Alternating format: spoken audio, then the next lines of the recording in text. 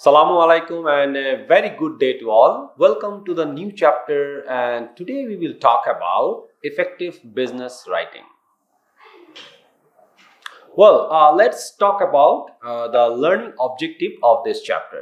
The first thing we see, we will talk about the differences between oral communication and written communication. So, এই oral এবং written communication এর কি difference আছে এবং কি similarity আছে এগুলো নিয়ে we will try to explain in this chapter. And then we will talk about reading, writing and critical thinking. এই তিনটা জিনিসের importance to become a better writer. So এইগুলো জিনিস নিয়ে we will try to discuss in this chapter.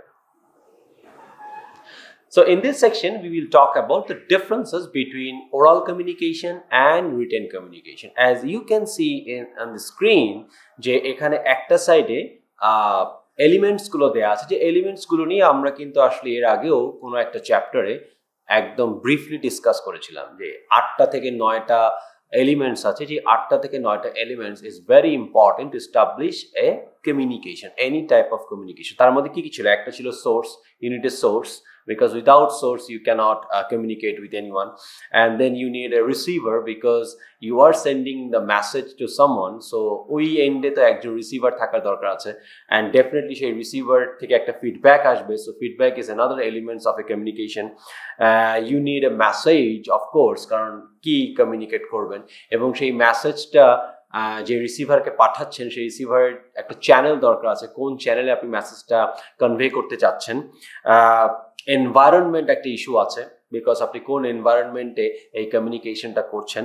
Then context, যেটাকে আমরা situation বলি, সিচুয়েশনের একটা another element of communication, and interference মানে হচ্ছে আপনার নয়েজ। যে কোনো ধরনের কমিউনিকেশনের নয়েজটাও কিন্তু ইম্পর্টেন্ট, কারণ একেবারেই যদি নয়েজ না থাকে, একেবারেই যদি কোনো ধরনের কোনো ব্যাকগ্রাউন্ড মিউজিক না থাকে, তাহলে দেখবেন অনেক কিছুই কিন্তু বোরিং লাগছে। So interference is also element of communication. So এই যে টোটাল যে এলিমেন্টসগুলো আছে, এই এলিমেন্টসগুলোকে দেখেন, we have tried to put in a table যেখানে আমরা বলছি যে when we are establishing a communication verbally, তখন আমরা কিভাবে কথা বলছি, আবার রিটেনে কমিউনিকেশন করতে গিয়ে আমরা কিভাবে কথা বলছি। সো আমি এই পুরো জিনিসটা একদম ব্রিফলি এক্সপ্লেইন করছি না, এটা আপনারা কিছুটা সময় নিয়ে এই টেবিলটা দেখবেন, এবং আমরা যে রেফারেন্স বুক দিয়েছি সেই রেফারেন্স বুকেও কিন্তু এই টেবিলটা আছে। সেই টেবিলে যে জিনিসটা মেইনলি দেখা যায় সেটা হলো there are not a lot of differences between written communication and verbal communication. So বুঝতেই পারছেন, যেহেতু কোনো মেজর কোনো ডিফারেন্সেস নেই রিটেন কমিউনিকেশন এবং ভার্বাল কমিউনিকেশনে, তাহলে সেক্ষেত্রে আমরা ভার্বাল কমিউনিকেশনের যে ইম্পর্টেন্সগুলো দিচ্ছি, আমাদের রিটেন কমিউনিকেশনে কিন্তু সেম ইম্পর্টেন্সটা দিতে হবে। The basic difference, the main difference between এই written and verbal is synchronous and asynchronous. Synchronous আর অ্যাসিনক্রোনাস বিষয়টা কি? বিষয়টা হচ্ছে আপনি যখন ভার্বালি কারোর সাথে কমিউনিকেট করছেন, তখন আপনি কিন্তু ফিডব্যাকটা পাচ্ছেন ইনস্ট্যান্টলি। তার মানে হচ্ছে when you are talking to someone face to face, you are actually getting the feedback instantly. You are actually experiencing the receiver's facial expressions বা আই কন্ট্যাক্ট করতে পারছেন। বাট রিটেন কমিউনিকেশনে যেটা হয় সেটা হলো আপনি ইনস্ট্যান্ট ফিডব্যাকটা পাচ্ছেন না, মেবি আপনাকে ওয়েট করতে হচ্ছে, মেবি আপনিও যখন ফিডব্যাকটা দিচ্ছেন আপনিও কিন্তু কিছুটা সময় পাচ্ছেন টু রিথিঙ্ক, তাই না? সো এইটা হচ্ছে বেসিক ডিফারেন্স, যেটাকে আমরা সিনক্রোনাস আর অ্যাসিনক্রোনাস বলি বিটুইন রিটেন অ্যান্ড ভার্বাল।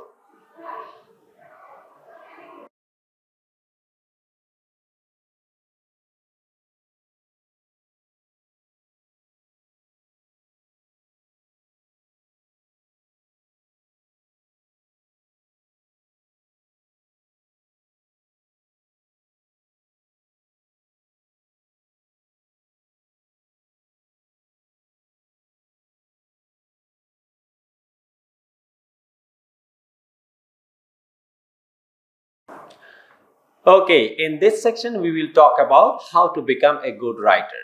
একজন ভালো লেখক হওয়ার মানে এই না যে আপনি কথা সাহিত্যিক হবেন। আমাদের প্রত্যেকটা মানুষেরই কিন্তু লেখার উপর দক্ষতা আনাটা খুব দরকার two become a better communicator, because মাঝে মধ্যে আমাদের সুযোগ হয় না ফেস টু ফেস কমিউনিকেশন করার, তখন কিন্তু আমাদের রিটেন কমিউনিকেশনের উপরেই ডিপেন্ডেন্ট হতে হয়। So now the question is how to become a good writer. স্ক্রিনে অলরেডি দেখতে পাচ্ছেন তিনটা জিনিস নিয়ে আমরা এই সেকশনে কথা বলবো, reading, writing and critical thinking. এই তিনটা জিনিস কতটা important to become a better writer সেটা নিয়ে আমরা চেষ্টা করব এই সেকশনে ডিসকাস করার। প্রথমেই হচ্ছে reading. Reading habit is one of the best habit you can have.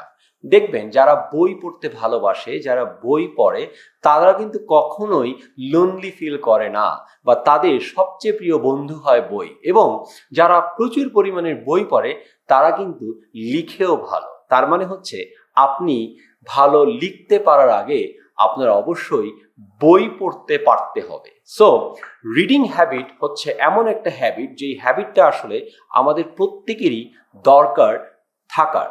তাহলে কি হবে, আপনি যত বেশি পড়বেন আপনার তত বেশি নলেজ গেইন হবে, আপনি তত বেশি জিনিস সম্বন্ধে জানতে পারবেন, এবং আপনি তত বেশি সুন্দর সুন্দর কথা লিখার একটা আপনার মধ্যে একটা প্র্যাকটিস চলে আসবে। So reading is the first thing, যে জিনিসটা যদি আমরা একটু কনসিস্টেন্টলি রেগুলারলি একটু পড়ার অভ্যেস করি বা একটু প্র্যাকটিস করি, এটা আমাদেরকে অনেক বেশি হেল্প করবে to become a good writer. Next হচ্ছে রাইটিং। একটা সময় ছিল যখন মানুষ ডায়েরি লিখতো, এখন তো আসলে আর ডায়েরি লিখে না, কারণ এখন তো সবকিছু ডিজিটাল হয়ে গেছে।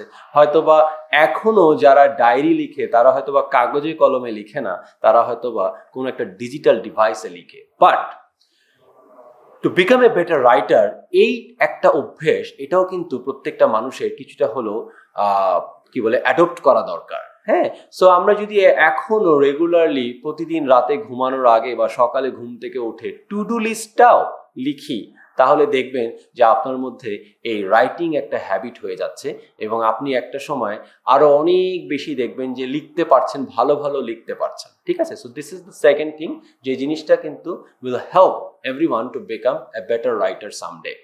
থার্ড হলো ক্রিটিক্যাল থিঙ্কিং। এই ক্রিটিক্যাল থিঙ্কিং নিয়ে আমি এর আগেও কোনো একটা চ্যাপ্টারে আরো ব্রিফলি ডিসকাস করেছি। This is also very important two become a better writer. কারণটা কি? কারণটা হচ্ছে, একটা এক্সাম্পল আমি সবসময় দিই এই আলোচনাটা করতে গিয়ে, সেটা আবারও দিচ্ছি, যে ওয়াচিং মুভি আর analysing movie are not the same thing. আমরা নর্মালি কি করি, যখন একটা মুভি দেখি, মুভি দেখার পরে জাস্ট 3 ঘন্টার একটা মুভি দেখে আমাদের 3 সেকেন্ড সময় লাগে না সেটার ফিডব্যাক দেওয়ার জন্য, বা 3 মিনিট ম্যাক্সিমাম আমরা হয়তো বলতে পারবো যে 3 ঘন্টায় আমরা কি কি দেখেছি, তাই না? বাট এই মুভিটাই যদি আপনাকে বলা হয় অ্যানালাইজ করার জন্য, আপনাকে যদি বলা হয় এখানে কতগুলো ক্যারেক্টার ছিল, বা কোন ক্যারেক্টারটা কি রোল প্লে করেছে, বা কোন ক্যারেক্টারটা কোন মেসেজটা কনভে করার চেষ্টা করেছে, বা আপনি যদি ওই ক্যারেক্টারটাতে থাকতেন তাহলে আপনি কি এটাকে ডিফারেন্ট কোনোভাবে প্লে করতেন কিনা, তাহলে দেখবেন এই একটা 3 ঘন্টার মুভি আপনার অ্যানালাইজ করতে মনে হয় 30 ঘন্টা লেগে যাবে। তার মানে কি? তার মানে হচ্ছে, যখনই আপনি কোনো একটা কিছু ক্রিটিক্যালি থিঙ্ক করছেন, তখনই আপনি কিন্তু সেটার ভিতরে ঢুকছেন, এবং ভিতরে ঢোকার পরে সেটার পিকচারটা কিন্তু একটু ডিফারেন্টলি দেখার চেষ্টা করছেন। সো রাইটিং এর ক্ষেত্রেও আপনার ক্রিটিক্যালি থিঙ্কিংটা অনেক ইম্পর্টেন্ট। ফর এক্সাম্পল, আপনাকে কেউ একজনটা ইমেইল করলো, আপনি সেই ইমেইলে রিপ্লাই দেওয়ার আগে আপনি একটু চিন্তা করলেন, একটু ক্রিটিক্যালি চিন্তা করলেন যে ইমেইলটা রিপ্লাইটা কি হতে পারে, বা রিপ্লাইটা কি দিলে সেটার কনসিকুয়েন্সেসটা কি হতে পারে। সো এই ক্রিটিক্যালি থিঙ্কিং যদি আপনার মধ্যে ইনটুইটিভলি চলে আসে, তাহলেও আপনি একজন বেটার রাইটার হতে পারবেন। So two become a better writer, reading, writing and critical thinking, এই 3টা জিনিস খুব important.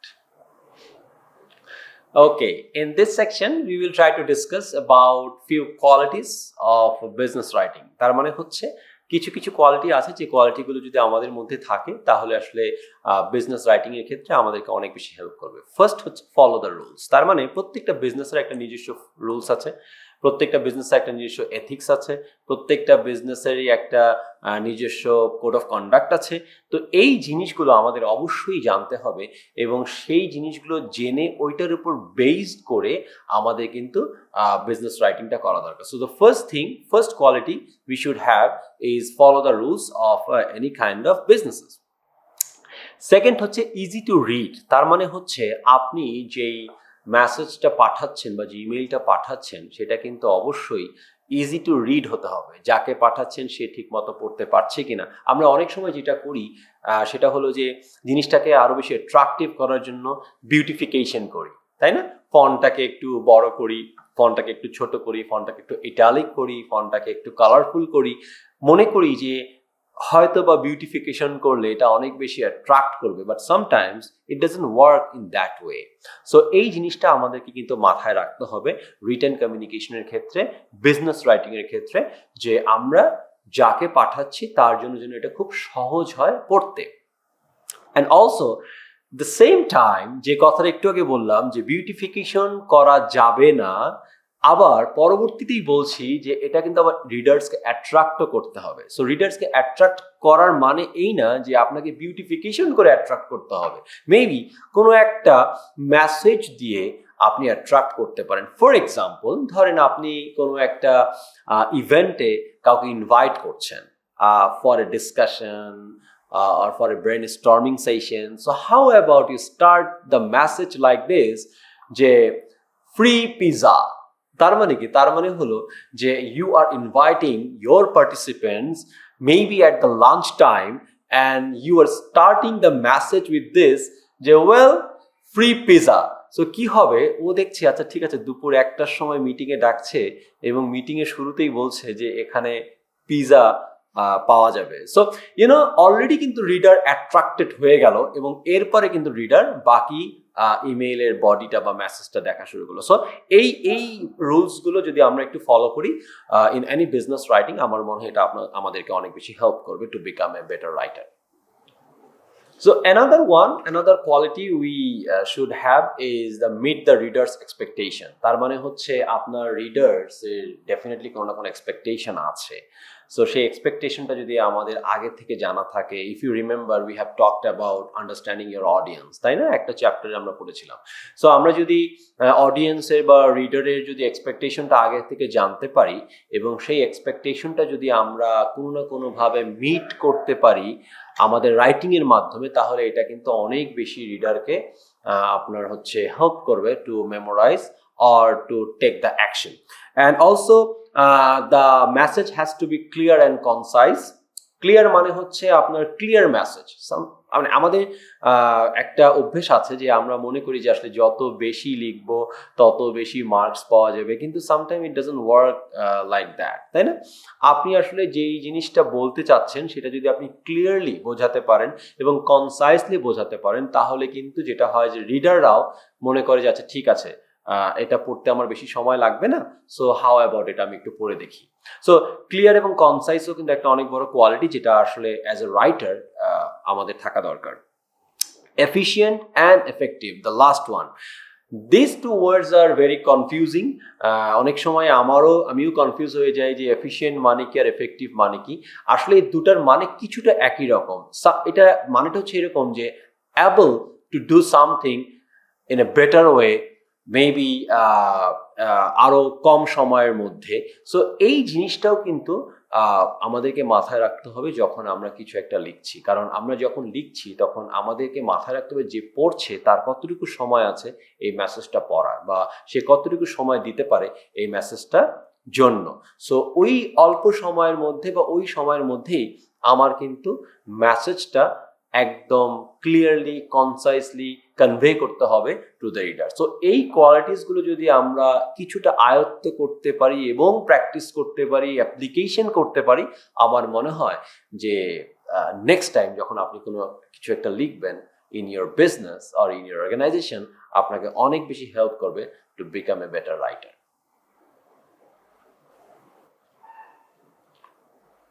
Okay, in this section we will talk about different styles of writing. যেখানে আপনারা অলরেডি দেখতে পাচ্ছেন স্ক্রিনে কলোকুয়াল একটা টাইপস অফ রাইটিং আছে, ক্যাজুয়াল এবং ফর্মাল। ক্যাজুয়াল এবং ফর্মাল নিয়ে পরে কথা বলছি, বিকজ ক্যাজুয়াল অ্যান্ড ফর্মাল শুনলেই বোঝা যায় যে এটা আসলে কি ধরনের রাইটিং হতে পারে। কলোকুয়ালটা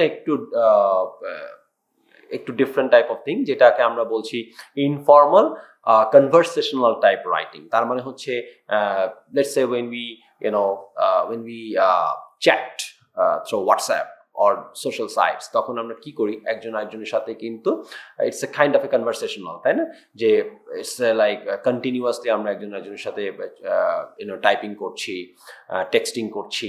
সো এটা is a kind of A conversational type of writing.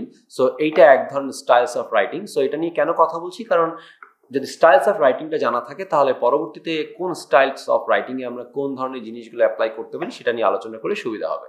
Then the casual হচ্ছে এভরিডে যেই জিনিসগুলো আমরা করছি, it's like everyday expressions, everyday writings with your F, তাই না? So it's a different kind of styles of writing. Definitely আমরা অফিসে যেভাবে আমাদের অফিস কলিগদের সাথে কথা বলছি, আমরা বাসায় আমাদের ফ্যামিলি মেম্বারদের সাথে হয়তোবা ঠিক একদম ওভাবেই কথা বলছি না।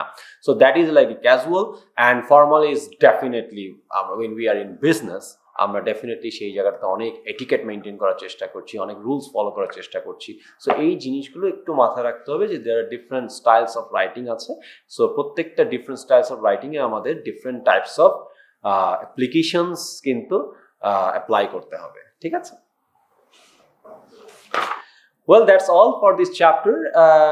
I think you have got something new from this chapter, and as usual we have a small quiz on this chapter, and the quiz is on your screen. Thank you very much.